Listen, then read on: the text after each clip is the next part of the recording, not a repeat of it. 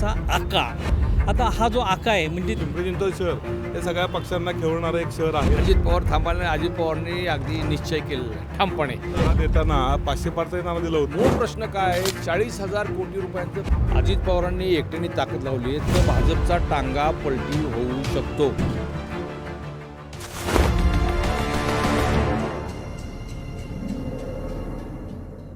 70,000 कोटींच्या सिंचन घोटाळ्यांचे पुरावे आमच्याकडे आहेत असं कधी काळी भाजप नेत्यांकडून सांगितलं जात होतं. त्यानंतर अजित पवार भाजपसोबत राज्यात सत्तेमध्ये गेले आणि आत्ता महापालिका निवडणुकांच्या पार्श्वभूमीवरती पिंपरी चिंचवड महापालिकेला कर्जबाजारी कुणी केलं, 40,000 कोटींची कामं दाखवा असे थेट प्रश्न अजित पवार भाजपला करतायत. या प्रश्नांवरती मात्र भाजपचे स्थानिक नेते गप्प बसलेत. भाजपचे राज्यातले नेते अजित पवारांना मागची पानं उलटायला लावू नकात असं थेटपणे सांगतायत, तरीसुद्धा अजित पवार थांबायला तयार नाहीत.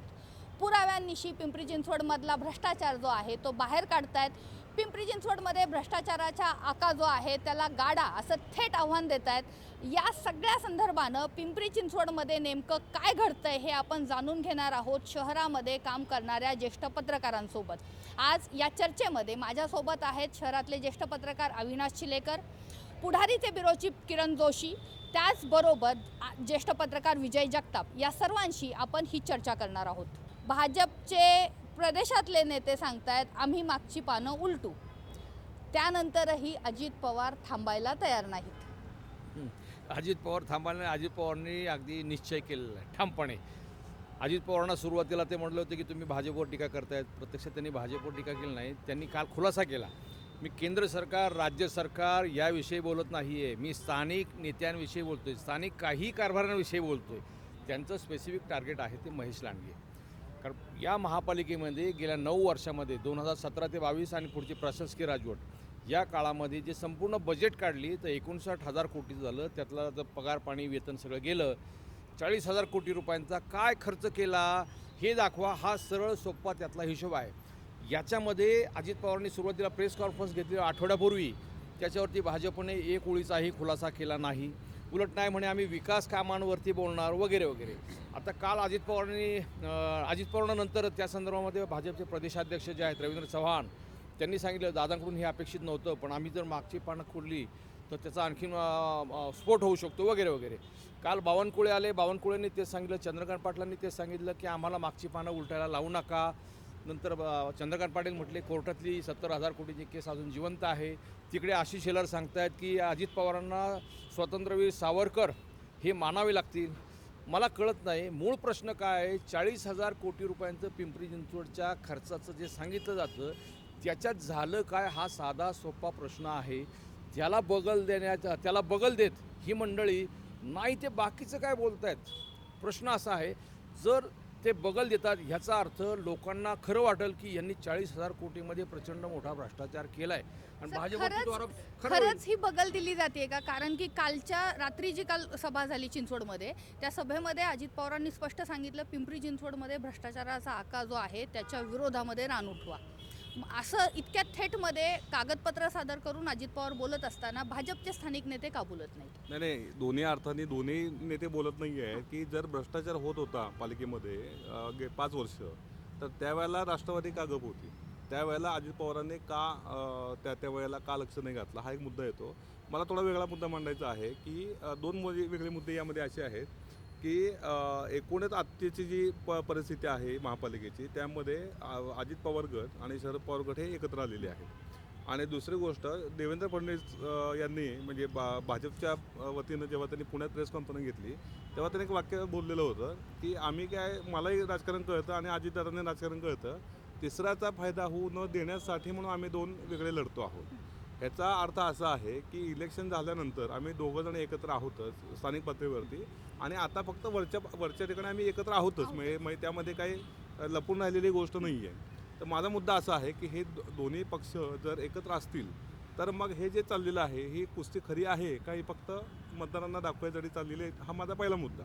आणि दुसरा मुद्दा की जो चिलेकर सरांनी सांगितला की 70,000 कोटींचा घोटाळा हा अजितदादांना माहिती आहे ना, आणि अजितदादांनी त्याचा खुलासा परवा केलेला आहे की 17,000 कोटींचा घोटाळा माझ्यावर तो झालेला आहे. पण दुसरा प्रश्न माझा असा आहे की याच्यावरती म्हणजे अजितदादाच बोलतायत, हो. याच्यानंतर भाजपच्या स्थानिक नेत्यांनी त्यांना उत्तरं देणं अपेक्षित होतं, ती दिली नाही. Correct. पण राष्ट्रवादीतले पण लोक आहेत तेही बोलत नाहीयेत. हां, तर राष्ट्रवादीतले लोक पिंपरी चिंचवड हे नात्या गोत्यांचं राजकारण करणारं एकूणच मी परवा एकाला मजेनं म्हटलं की पक्ष हे कार्यकर्त्यांना खेळत असतात, तर पिंपरी चिंचवड हे शहर मी गमतीनं म्हटलं की पिंपरी चिंचवड शहर हे सगळ्या पक्षांना खेळवणारं एक शहर आहे राजकीय अर्थानं. तर त्या अर्थानं आज जर आपण बघितलं तर 16 प्रभागांमध्ये जे एका आडनावाचे जे उमेदवार आहेत ते समोरासमोर नाही आहेत, ते दुसऱ्या गटामध्ये आहेत. ह्याचा सरळ अर्थ असा होतो की ही जी ठरलेली कुस्ती आहे ठरवून झालेली कुस्ती आहे. त्यामुळं जर ठरवून जर तुम्ही एकमेकांसमोर उभे राहणार नसाल आणि ठरवून जर तुम्ही पॅनल निवडून आणणार असाल तर मग तुम्ही आरोप करणार कसे एकमेकांवर? मग तुम्ही तेरी बी चूप मेरी बी चूप.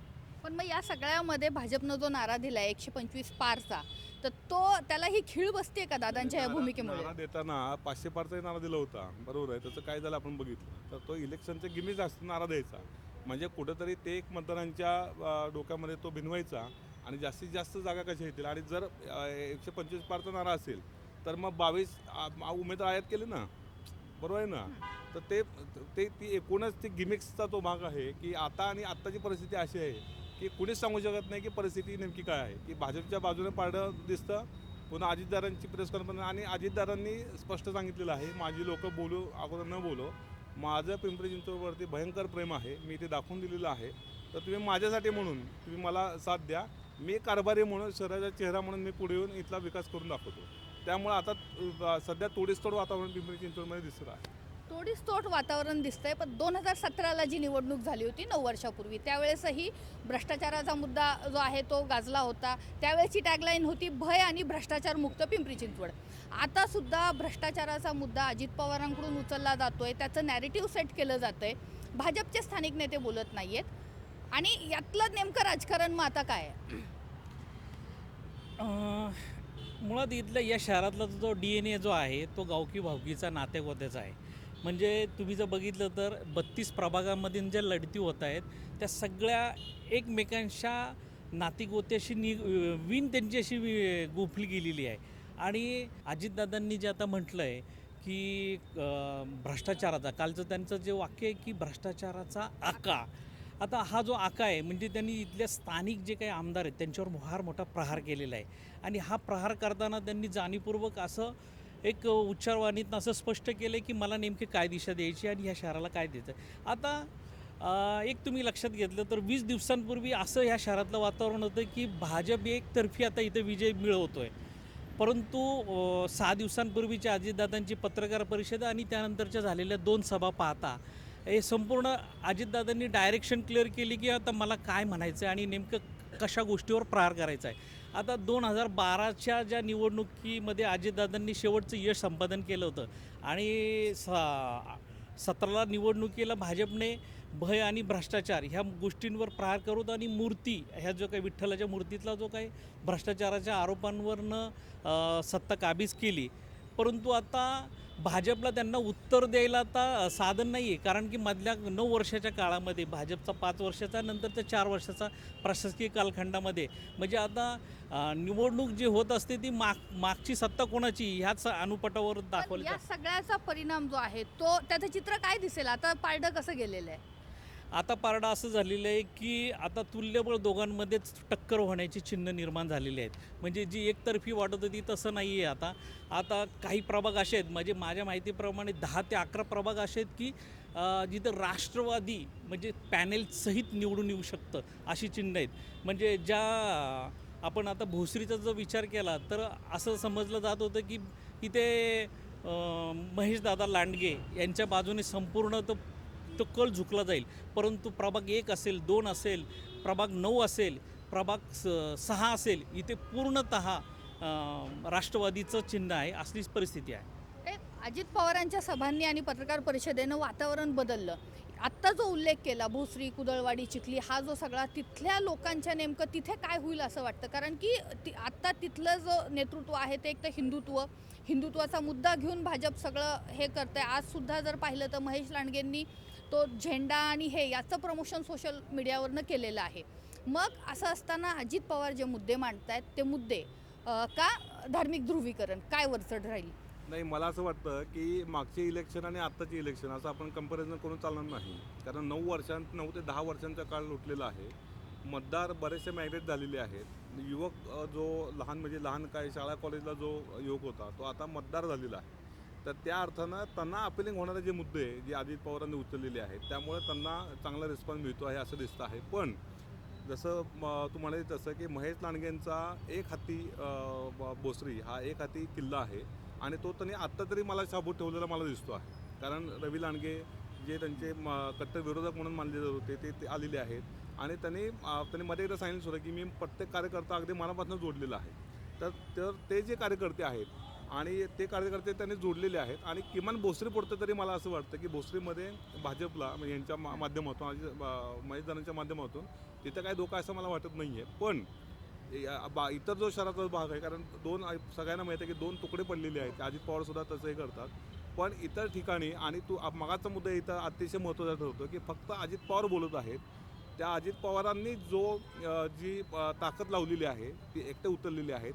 ती ताकद इथले स्थानिक नेते स्थानिक कार्यकर्ते आणि उमेदवार कशा पद्धतीनं घराघरामध्ये पोचत आहेत त्याच्यावरती या पुढची इलेक्शन आता मला तर दिसते आहे. अगदी खरं आहे सर की अजित पवारांनी एकट्यानं ताकद लावलेली आहे. स्थानिक प्रचाराला 10 दिवस फक्त राहिलेले आहेत. अगदी पुरावे आहेत, सगळं आहे. भाजपमध्ये नाराजीचा एक अंडरकरंट आहे, तिकीट नाकारलेलं आहे, निष्ठावान तो फॅक्टर आहेच. या सगळ्याचा परिपाक नेमका काय असेल? नाही, या सगळ्याचा परिपाक सगळ्यात तुला पहिलं महत्त्वाचं एक सांगतो. अजित पवारांनी एकट्याने ताकद लावली आहे. त्यांनी खुलासा पण केला आहे की मी हे बोलतोय ते कार्यकर्त्यांसाठी बोलतोय. इथल्या पिंपरी चिंचवडवरती माझं प्रचंड प्रेम आहे. गेले 92 पासून तर आतापर्यंत पिंपरी चिंचवड मी सांभाळलेलं आहे तळहाताच्या फोडाप्रमाणे. ती 25 वर्ष आणि आता जी 9 वर्ष ही फक्त तुलना करा. अजित पवार एकटे ही एक हाती मोहीम चालवत आहेत. त्यांच्याबरोबर त्यांचे जे शागिर्द आहेत खालचे त्यांनी खरं तर हे सगळं जर हातात घेतलं तर मला वाटतं भाजपचा टांगा पलटी होऊ शकतो. शक्य आहे. पूर्वी वाटत नव्हतं तसं. पूर्वी वाटत होतं की 22 नगरसेवक गेले, संपूर्ण भाजपमय वातावरण आहे, त्याच्यामुळं एवढं करप्शन होऊन सुद्धा भाजप पुन्हा सत्तेवर येणार. परंतु अजित पवारांनी ज्या पद्धतीने बॅटिंग केली गेल्या आठवड्यामध्ये 10-15 दिवसामध्ये आणि पुढं आणखीन त्यांच्या काही सभा होणार आहेत ते पाहिल्यावरती मला वाटतं की भाजपवरती त्याचा परिणाम संभवतो. योगेश बहल, विलास लांडे, अजित गव्हाणे त्यांचे हे जे काही डावे उजवे जे काही मंडळी आहेत ना यांनी आता हे कॅम्पेन खरंच हातात घ्यायला पाहिजे आणि या प्रश्नांची उत्तर मागितली पाहिजे भाजपकडून की 70 लाखाचं मशीन 3.25 कोटीला कसं खरेदी केलं, भामा आस्केडमध्ये 30 कोटी जादा दराची निविदा कशी प्रसिद्ध केली, स्मार्ट सिटीमधल्या 400 कोटीचा भ्रष्टाचार कसा झाला, 9,500 CC कॅमेरे बसवले, 400 कोटी खर्च केले पण ते बंद आहेत, त्याला जबाबदार कोण, ई लर्निंगसाठी 42 कोटी रुपये खर्च केले 150 शाळांमधून, त्या सगळ्या बंद का. हे सगळे जे प्रश्न आहेत हे जनतेच्या जिव्हाळ्याचे प्रश्न आहेत. पाण्याच्या प्रश्नावरती सुद्धा पवना धरणाचा जो विषय होता, पवना धरणातून थेट पाणी आणायचं फक्त 10 दिवस राहिलेले आहेत. या 10 दिवसामध्ये हे शक्य आहे का? हा तोच मुद्दा आहे. अजून एक मुद्दा की आत्ताच एक कळलं की विलास लांडे यांच्यावरती जबाबदारी राष्ट्रवादी प्रचार प्रमुख म्हणून दिलेली आहे. तर हे थोडं लवकर करता आलं असतं. म्हणजे चेहरा कोणताही असो पण जो आक्रमक चेहरा आहे आणि नवीन चेहरे जे राष्ट्रवादीमध्ये येऊ घातलेले आहेत. म्हणजे काल संदीप वागेरेंनी ज्या पद्धतीनं भाषण केलं, ज्या पद्धतीनं त्यांनी आक्रमक पवित्रा घेतला, असा आक्रमक पवित्रा घेणारा एखादा चेहरा राष्ट्रवादीला लवकर मिळाला असता तर आज थोडंसं अजूनही ही कुस्ती जी आहे त्यामध्ये रंगत आली असती. पण अजूनही वेळ गेलेली नाही. कारण कुठल्याही आत्ता गेल्या आपण 10-20 वर्षाचा जर आपण इतिहास बघितला निवडणुकीचा तर हे शॉर्ट टर्म मेमरी जी मतदारांची असते त्या मेमरीवरच ही इलेक्शन होत असते. त्यामुळे आता खरा जो काही धुमाळी आहे ती आता सुरू झालेली आहे आणि शेवटचे 4-5 दिवस हे अतिशय महत्त्वाचे असणार आहेत. त्यामध्ये या 5 दिवसांमध्ये काय होते त्याच्यावरती 16 तारखेचा जो निकाल आहे तो अवलंबून असणार. अगदी खरं आहे. शेवटच्या बॉलवरती अजित पवार जे आहेत ते फार्मात आलेले आहेत. मात्र त्यांची टीम केव्हा फार्मात येईल, 5 दिवस राहिलेले आहेत, यामध्ये काय होऊ शकतं. कारण की ज्या स्पर्धेमध्ये राष्ट्रवादी कुठेही दिसत नव्हती ती स्पर्धा आता 50-50 अशी झालेली आहे. त्यामुळं येणाऱ्या काळामध्ये अजित पवारांची यंत्रणा कशा पद्धतीने या शहरामध्ये प्रचार करते, नागरिक त्यांना कशा पद्धतीनं साथ देतात आणि भाजपकडून काय डाव टाकले जातात, हे सगळं आपण पाहत राहूयात. अश्विनी सातवडोके, आसपास.